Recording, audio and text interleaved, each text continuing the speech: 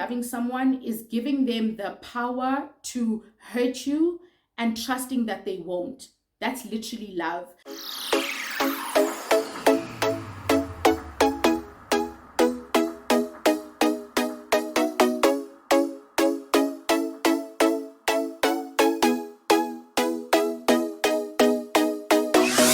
Hi team, welcome back to another video. Thank you so much for joining me. If it is your first time here, andiswa.mojapelo, and on this channel we chat about all things related to managing our money and adulting in general. So if that sounds like your type of content, please make sure that you check out our other videos as well. So before I get into today's topic that I'm really excited about, I just wanted to take a moment to appreciate the growth that we've had on this channel. Guys, I really want to give everybody who's joined us recently a very warm welcome. I appreciate the fact that you decided to support me by subscribing. I know that you can consume this content to your benefit without committing to anything because it's free and you can do that, but you decided to subscribe and you decided to support me, and I honestly do not take that for granted. So thank you so much for being here. I hope that you are checking out our other videos and that you are catching up and you are enjoying the content. Today we are talking about 5 tips to help you survive your first year of marriage. And let me give a bit of context about where this comes from. So I recently, depending on when you watch this, but I recently celebrated my 1-year anniversary. And I'm really excited, but leading up to the actual day of celebrating our anniversary, my husband and I were reminiscing and really reflecting a lot on some of the advice that we received before getting married, on our wedding day, before that, and all of those things. And we're just talking about some things that we think are so important, that we think we found very beneficial in our first year of marriage and that helped us. And I wanted to share that because of 2 main reasons. Number one, I do have a Becoming Mrs. M playlist on the channel where I talk about all things related to planning for our wedding, the budgeting, the planning, the stress, marriage contracts, and all of those things that you can check out. But I thought, wouldn't it be nice to a year later just come back and have a conversation around, well, that was the wedding part, but then the actual marriage begins. What are some of the things that I learned from that period that helped me to grow, that helped me to manage, and all of those things? And also secondly, because I think about 98% of the advice that I did receive from other people came from people who had been married for a very long time. And I wish I had someone who was in my age group, who had been married quite recently, share their perspective. Because when you've been doing something for a very long time and you reflect and you speak of in hindsight, there's a lot of things that you think about now that you didn't necessarily know then. So that's why I really try and strive on this channel to learn and share as I grow. I don't want to come when I've made it and I'm financially free and everything is fine and then say, oh guys, by the way, these are the things you should be doing 10 years down the line. I want to learn and share as I grow. That's actually such a nice tagline to use for something. So anyway, okay, so let's get into the 5 tips, right? The first one was about, so I've grouped them and I'm going to paraphrase a lot because I don't remember exactly what was said or exactly what I heard in the tips. So I'm going to paraphrase a lot and I'm going to try and use some practical examples to make the message, or rather to help the message land. The first tip that I'm going to talk about is the harsh reality that your partner does have a bad side. Yep, as much as you might think that your partner is perfect, or you might like to believe that they are perfect, everybody has a bad side and everybody has a negative side, and everybody has, tendencies to them or certain traits that they don't necessarily like even themselves, but they do exist and they are there. And something that I once read that actually ties in quite well into this is that truly loving someone is giving them the power to hurt you and trusting that they won't. That's literally love. It's taking your heart and giving it to someone and hoping to God that they're going to take care of it and they're not going to do anything, that might hurt you or that might put you in a bad space. And this advice came from a mummy on our wedding day. And she basically spoke about the fact that everybody has a positive and a negative side, right? And she called the negative side the beast. And she said that Your responsibility in this partnership of marriage is to make sure that you learn and understand what adds to your partner's positive side and what triggers their negative side. And once you understand and you learn that, you're then able to intentionally work towards pursuing and motivating them to accelerate their positive side. And you also use that insight to work on making sure that you don't unleash the beast in them, because we all have the beast in us.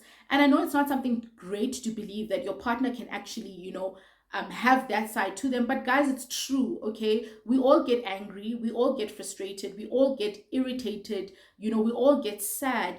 And when that happens and that is triggered, we all react to it in different ways. But when you understand what those things are for your partner, be it the little things like, please put your things away, please keep that place nice and tidy. I don't like it when I've done this and then you do that, to the more serious things like trust aspects and what triggers you to not trust someone and why that is the case. Once you learn and understand that, you're then able to avoid those things actively. And vice versa, once you understand what accelerates your partner, what makes them feel like they can be more successful. It can be words of affirmation, it can be support, it can be anything, right? Learn what adds to the positive side and make sure you're actively pursuing that. Also learn what unleashes your partner's beast side and make sure that you let that lie, okay? That is the first tip. The second tip is about managing conflict, okay? You are two different people and that will not change. You might evolve, you might learn to like certain things that you didn't like, but the matter of fact is that you are two different people who see life differently and who see life in a certain way. You're bound to disagree and you're bound to not see eye to eye in certain instances. But how you deal with that as a couple is very important. So we love this advice. Actually, we love all five.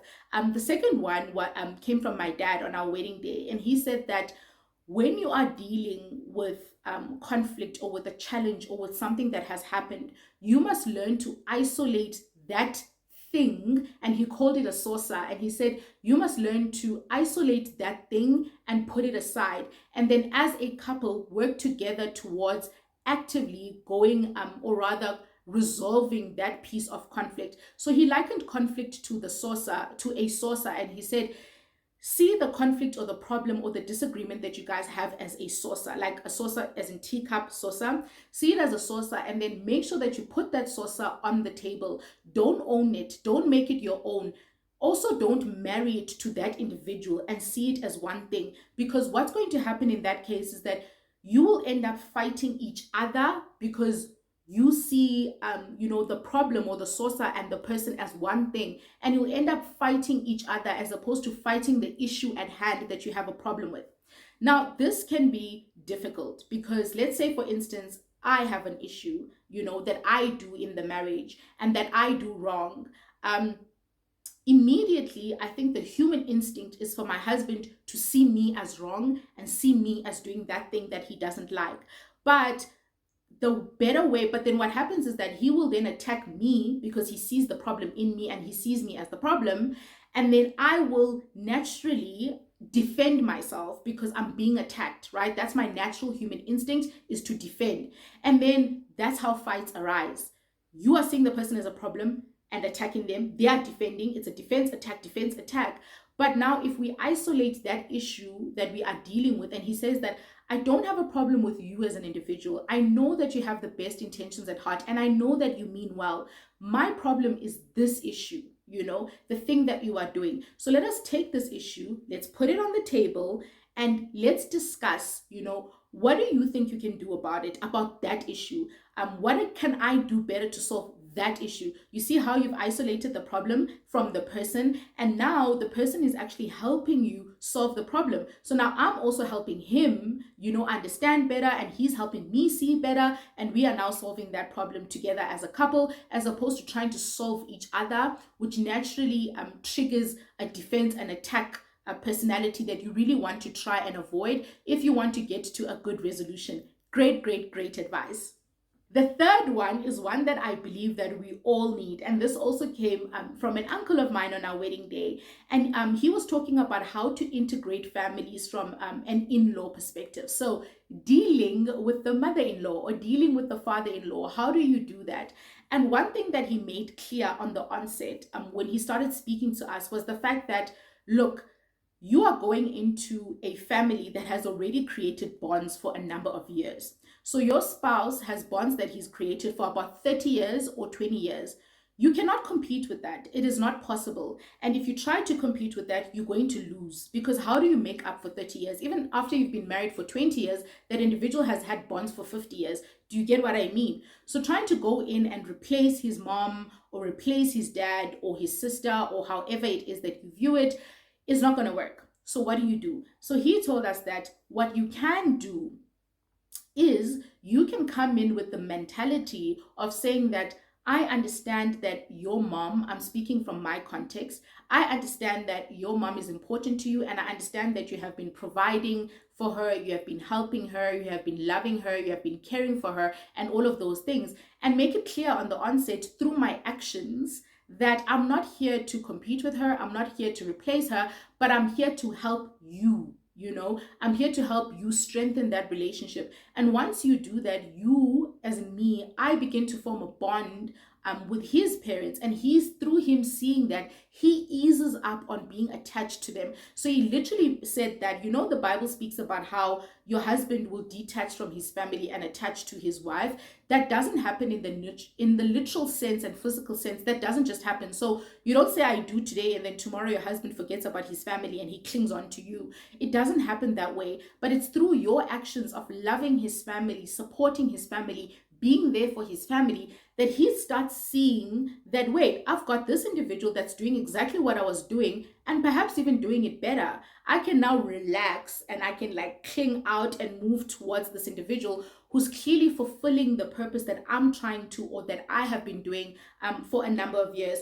Guys, game-changing advice. And let me give you a practical aspect of how this works. I found that in my marriage, my husband advocates for my mom a lot more than I do. He's like my mom's ambassador. So if my mom wants something, I'm like, nah, it's fine. We can give it to her later on, or we can do that later on. He's my mom's ambassador in the marriage. He'll be like, no. You need to give mama this now. You need to do it for her now. And what that has done personally, it's made me feel like, wow, this guy actually cares about my mom, And now I trust him, and I respect the fact that he cares for my mom, and it's making our bond stronger. And let me tell you where that, and vice versa with me and his mom as well. And let me tell you where this becomes super beneficial in a family. When there are instances, because things will not always be perfect, and there will be instances where I want to do something, but as a couple, we cannot afford to do it, or we can't do it at the moment. When he comes in and he says, babe, I don't think that we can afford this at the moment. I don't think that we can do this now, or I don't think that we can go there right now. I'm going to understand that he's coming from a good place, and is coming from a place of care and concern, that he's not trying to detach me from my family, but he honestly feels like we can't afford it, or we can't do it at the moment. Guys, if you do that, trust me, don't compete. Don't try and also build bonds that don't exist in reality. Just be yourself, be caring, be loving to that individual's parents, to that individual's family, and you'll see how naturally that individual will be more drawn to you, because they understand that you don't only care about them, but you also care about their families as well. And obviously, when people love the people and the things that we love, we just love them more. So I think that was a great piece of advice. The fourth one is something that I learned along the way. It's not something that somebody told me in a certain instance and that I heard, and that is leverage off your partner's strengths. Game changing. So if you see marriage as a partnership, like you should, then you will understand that you actually in the marriage have an opportunity to leverage off each other's strengths in such a way that you've now got, so if you've got certain goals, you are now two people working towards those goals, right? And what that means is you can reach them faster because you've got more strength, you've got more vision, you've got more time, and you've got more budget, and all of those things in the natural sense that you've added another party to your marriage. So use that. And by use your leverage of your partner's strengths, I mean that there are certain things that society will say that your husband should do because in the mere fact that he's your husband or he's a male, he should do them. But it might so happen that in the marriage, you are actually better at those things than your husband is, and vice versa. There are some things that society might expect me to do because I'm the wife and I'm the female, but it might so happen that my husband is more gifted in that department than I am, right? From the little things like chores around the household, you don't have to be stuck on the mentality that so and so must do this, or rather, let me say, we were not stuck on that mentality that certain people must do certain things in a certain way just based on their gender and the roles that society has placed. If I am great at something, I will do it because it's better for the relationship if I do it. If he's better at something, he will do it because it's better for the relationship if he does it because he's simply better at it. So you've got the advantage of another human being working towards joint goals. Use that. Don't hold on to certain roles and hold on to expectations and say, no, I know that you are better at this, but I will do this because I'm expected to, or society has told me that I'm supposed to. Don't do that, because then you don't leverage and benefit from the partnership in the best way that you can. Talking about that part, the last advice, which is tip number 5, is I think a great way to sum this up, which is also something that we picked up along the way, and that is build your own marriage constitution. Okay, guys, build your own constitution, because at the end of the day, no two marriages are ever the same. No two people are ever the same. So if you approach marriage in the mentality that, I know marriage to be like this and I know a husband to be like this, then you need to be that thing. You sort of set your partner up for failure, because it's impossible for them to 100% meet all of those expectations, and you're also not giving them room to be themselves. So build your own constitution. Don't say that a marriage should be like exactly like this and we are now building our lives to try and copy this and to try and do exactly what we've seen from our families, our environments, or even our own parents. Yes, when you look for a partner as a guy, you do look for someone who is very similar to your mom, in the nature that that's what you've seen a wife to be and that's your experience of a wife. But it is super unfair to expect your wife to be exactly like your mom, and it's actually not possible. Vice versa, as a female, your husband will never be your dad. In as much as you love your dad and that's the example that you draw from of what a husband should be like, your husband will never be your father. It's just not going to happen. But what you can do is look at what you've learned from both sides and then create your own joint values based on that. But they don't have to be identical. And another important thing is, it's okay to challenge certain things that you've learned or that happened in your background or in your upbringing that you don't necessarily agree with. And I think that's one of the things that I've appreciated about my husband and I, is that we both absolutely adore our parents and we love what they've built and we've learned a lot from it, but we didn't put ourselves under the pressure of being them. There are certain things where we're like, okay, this was done in a certain way and we think it was great for them then, but for us, we would actually like to do it a bit differently. And fortunately for us, we also don't have pressure from both sides to do things in a certain way. So we've also got that, sort of blank page to work from. And we've been given that opportunity. But guys, fight for that opportunity, because at the end of the day, it will be your marriage. Base it on your rules, on your values. And as a bonus, guys, it's actually easier to follow that marriage constitution and that charter and those values when you've created them as a couple, as opposed to when you've copied and pasted and now you're working your marriage trying to reach up to those values. So guys, those are the 5 tips that I think were super important in surviving the first year of marriage.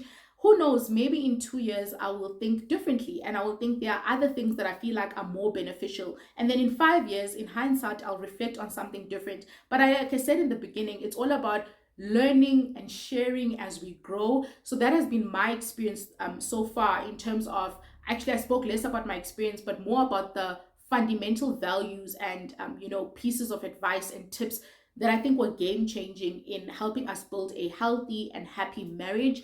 If you have some tips that you would like to share in the comment section, please let me know. Is there something that was game changing for you if you are young and married, that you think that, sure, if I didn't get this piece of advice and if I didn't learn to deal with X, Y, and Z in a certain way, then I probably would have been worse off than I am now. Please do share. Let's learn from each other. Thank you for watching the video. If you did enjoy it, please don't forget to give me a huge thumbs up. And if you haven't subscribed to this channel, do consider doing so I can see you in other videos. Bye.